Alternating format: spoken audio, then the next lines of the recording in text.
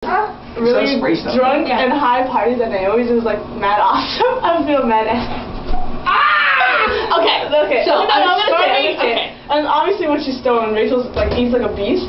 And so like there was like these vegan popcorn shits that Naomi had because she's vegetarian or something.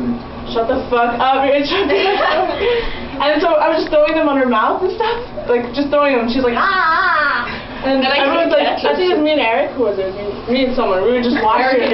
Yeah, and then we find this roach of like a burnt out blunt. Like there's nothing in it. And I was like, dude, I'm gonna do it. I aim. I didn't even plan to get it in, and it goes right in her mouth, and she's chewing and gnawing on it. I had no idea what was going on. I was like, she doesn't even taste it, dude. She swallows it. Doesn't even taste it. No, I didn't. I'm chewing it, and I'm just like.